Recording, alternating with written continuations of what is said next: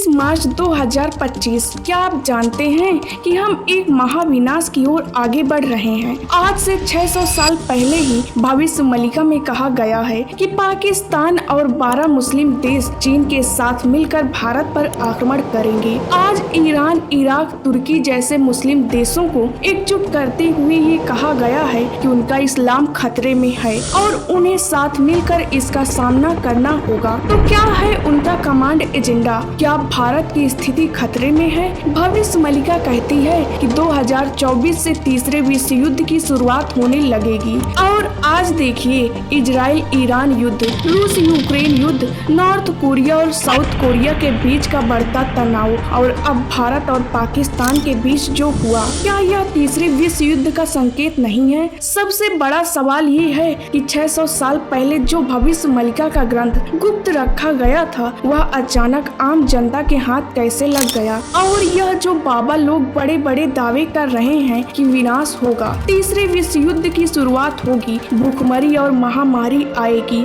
इसका सच क्या है? क्या यह सब सच है या बस डर फैलाने की कोशिश? क्या भविष्यवाणी में वाकई ऐसा कुछ लिखा गया था या फिर सिर्फ एक अफवाह है? दोस्तों, भविष्यवाणी में कई भविष्यवाणियां भगवान जगन्नाथ और उनके मंदिर से जुड़ी हुई हैं। 2024 की रथ यात्रा के दौरान एक चौंकाने वाली घटना हुई। भगवान बलभद्र की मूर्ति अचानक गिर गई थी। भविष्यवाणी में साफ साफ लिखा गया है कि जब जब मूर्तियां गिरेंगी तब संकेत मिलेगा कि कुछ बड़ा घटने वाला है। और अगर कभी भगवान जगन्नाथ की मूर्ति स्वयं गिर जाए तो समझ लीजिए कि कलयुग का अंत बस शुरू ही होने वाला है। भगवान जगन्नाथ का अपमान होगा और मंदिर का झंडा कई बार गिर जाएगा। जगन्नाथपुरी के मंदिर का बड़ा पत्थर गिर जाएगा। मंदिर में त्रिदेव के ऊपर जो कपड़ा है उसमें आग लग जाएगी और मंदिर की परंपराओं में अव्यवस्था हो जाएगी। भारत का आखिरी राजा या प्रधानमंत्री एक शक्तिशाली हिंदू शासक होगा।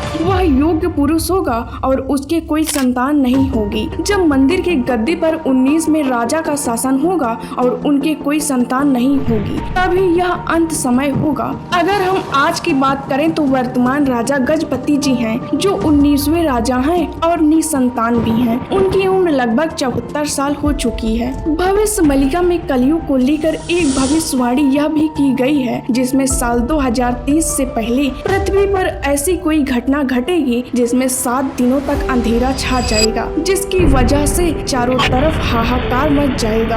हम सभी मौजूदा समय में यह देख रहे हैं कि दुनिया के अलग अलग हिस्सों में तनाव बढ़ रहा है और तमाम देश 2 हिस्सों में बढ़ रहे हैं और कई देशों में गृह युद्ध हो रहे हैं या होने के संकेत बन रहे हैं, जो तीसरे महायुद्ध के संकेत हैं। और समूची दुनिया की आबादी केवल 64 करोड़ ही बच पाएगी। भविष्यवाणी में तीसरे विश्व युद्ध की भविष्यवाणी के साथ यह भी कहा गया है कि एक समय ऐसा भी आएगा जब लोगों को आसमान में 2 सूरज दिखाई देंगे। दोस्तों, ये घटनाएं इशारा करती हैं कि कलयुग अब अपने चरम सीमा पर अग्रसर हो रहा है। भविष्यवाणी के अनुसार आसमान में जो सूर्य की तरह पिंड निकलेगा वह बंगाल की खाड़ी में गिरेगा, जिसकी वजह से उड़ीसा राज्य पूरी तरह तबाह और जलमग्न हो जाएगा। आपको जानकर हैरानी होगी कि कुछ वर्षों पहले कोलंबिया में 2 सूरज निकलने का दावा किया गया था। दोस्तों, धरती पर तबाही को लेकर भविष्यवाणी में ऐसी भविष्यवाणियां की गई हैं जिसमें धरती का विनाश 3 चरणों में होगा। पहला चरण कलयुग के अंत का होगा,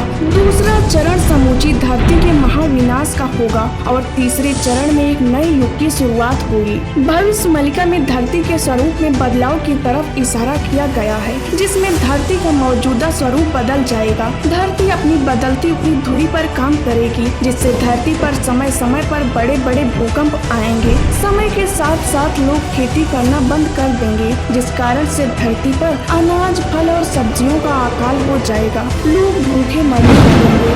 भविष्यवाणी कहती है कि कलयुग के अंत के बाद दुनिया खत्म नहीं होगी, बल्कि महाविनाश का आरंभ हो जाएगा। युद्ध और प्राकृतिक आपदाओं का दौर शुरू हो जाएगा। धरती का तापमान तेजी से बढ़ेगा और जो भी मौजूदा मौसम होगा वो अपनी अति दिखाएगा, यानी गर्मी इतनी ज्यादा होगी कि लोग परेशान हो जाएंगे।